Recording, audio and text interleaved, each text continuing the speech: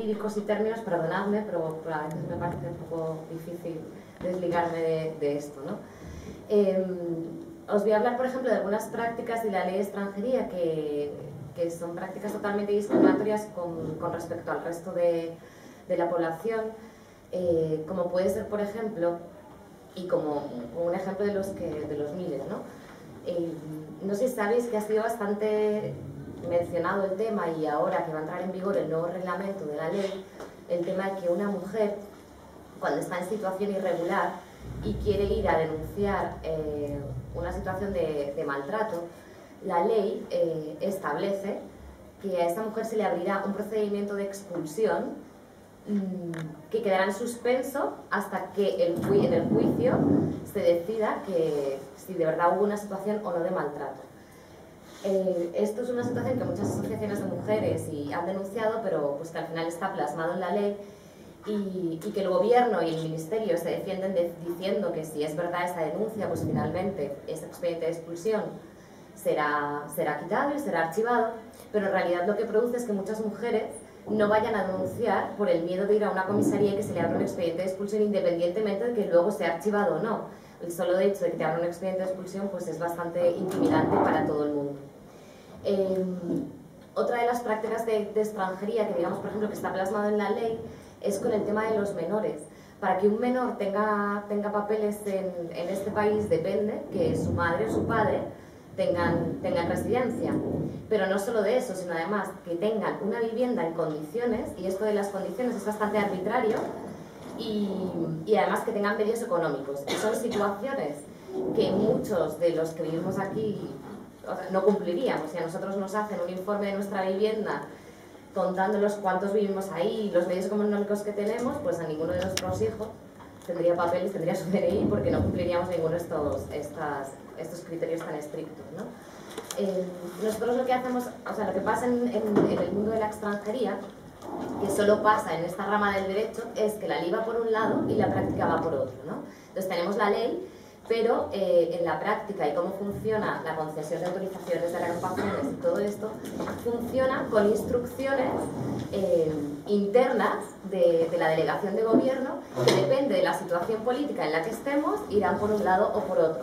Entonces, últimamente, el llegar a conseguir un arraigo, el llegar a conseguir una reagrupación familiar, no tanto porque la ley es estricta, que lo es, cada vez es más imposible y es misión imposible por los requisitos que la delegación de gobierno mete ahí a base de instrucciones de ahora para reagrupar a un hijo tienes que tener pues 3 habitaciones en tu casa, no puedes vivir con nadie más diferente de tu unidad familiar y bueno, etcétera, etcétera.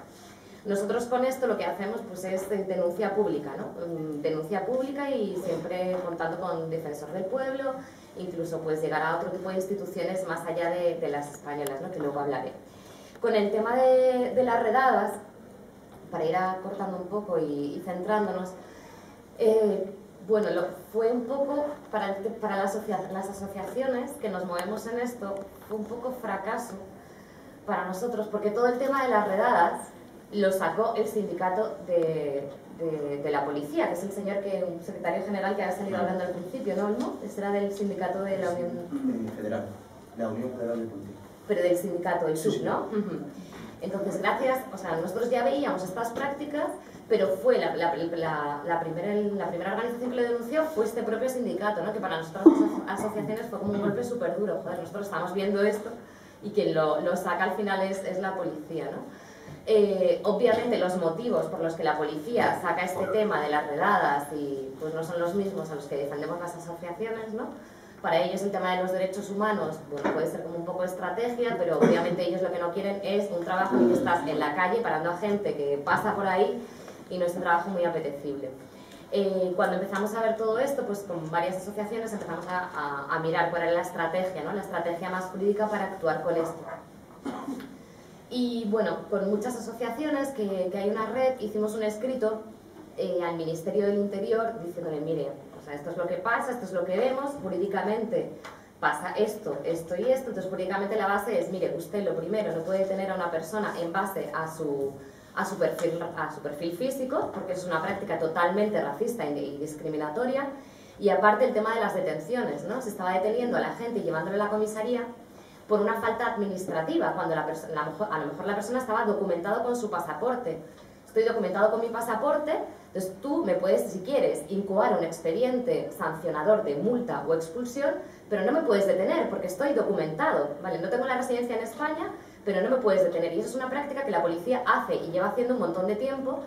Y entonces, bueno, el tema jurídico iba por estos dos lados. Escribimos esta carta, nos dirigimos al ministerio y el ministerio contestó diciendo que era eso, ¿no? Que eso no existía, que no existían redadas, que no existían controles y siguen en esa tónica, ¿no? Entonces, bueno, pues la estrategia que seguimos fue, lo que estamos haciendo es, desde cada vez que vemos, bueno, hay grupos, brigadas, no sé si habéis oído hablar de las brigadas, y bueno, ya a nivel particular, cada vez que una persona que está en una asociación o a nivel asociativo, cada vez que vemos un control de este tipo, pues mandamos una carta al defensor del pueblo, un escrito diciendo, mire, esto es lo que está pasando en este sitio, se está parando estas personas y se las está deteniendo. Luego ellos contarán un poco más la práctica, ¿no? Entonces del defensor del pueblo empezó a preocuparse por este tema y ha hecho varios informes y ha solicitado información al ministerio diciendo, bueno, ¿esto qué es, no? O sea, no se puede estar deteniendo a la gente cuando va documentada y tampoco se puede estar deteniendo a la gente y parándola estrictamente por su físico, ¿no? Entonces, desde hace varios meses, este informe ha sido remitido desde el defensor del pueblo al ministerio y todavía el defensor del pueblo nos sigue escribiendo, ¿no? Porque cada vez que pones una queja te hace seguimiento y nos sigue escribiendo diciendo estamos a la espera de que el ministerio responda y todavía pues absolutamente nada. Incluso más lo siguen negando porque bueno, el mes pasado se celebró en Ginebra la sesión del Comité por la Eliminación de toda discriminación racial de Naciones Unidas. Entonces fuimos varias asociaciones para contar pues las prácticas racistas de la administración y el responsable del Ministerio del Interior, cuando fue preguntado por el comité por estas prácticas, la misma tónica sigue negándolas, diciendo que no existen las redadas, que eso, bueno, sé que seguimos en la misma tónica y no hay ningún cambio por parte de la administración. Y luego quería comentar también un poco del tema de los CIE, no sé si tengo tiempo. Sí, sí. Y pues todo lo que habéis visto en el documental, ¿no? Que es bastante, para nosotros el CIE, el Centro de Internamiento de Extranjeros, es una aberración, pero tanto humana como jurídica. Humana por las propias razones que ya habéis visto en el documental y porque es sacar a una persona de su entorno, de su familia, de su trabajo, de su arraigo y encerrarla en un sitio y privarla de su libertad. Y una aberración jurídica porque no puede ser que una persona exclusivamente por no tener papeles se ve abocado a que le priven de su libertad y hasta 60 días puede ser esa privación de libertad, cuando la única historia que ha cometido es una falta administrativa. Es como si a nosotros nos ponen una falta con el coche, o sea, una multa con el coche y nos encierran en el centro de internamiento. La Constitución claramente dice que en un proceso administrativo no puede haber una privación de libertad. Esto, en el tema de los centros de internamiento y como afecta a los extranjeros, se lo saltan de alguna manera, y porque hubo una sentencia del Tribunal Constitucional, que es lo que avala el centro de internamiento, que decía que no era una presión, que no era una privación de libertad, sino solo la privación de la libertad ambulatoria.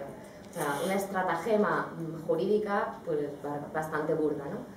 Y eso, entonces, se prevé el CIE como una medida cautelar para ejecutar esa expulsión que se le ha dictado o no, porque a una persona la pueden detener, la pueden meter en el centro de internamiento y que todavía no tenga dictada ese expediente de expulsión. Y puede estar eso, hasta 60 días con esa privación de libertad, cuando al final la expulsión es la sanción, ¿no? Y la medida cautelar para ejecutar esa sanción es una privación de libertad, y lo que no puede ser es que una medida cautelar sea mucho más gravosa que el hecho de la expulsión. Estoy hablando muy jurídicamente, lo siento.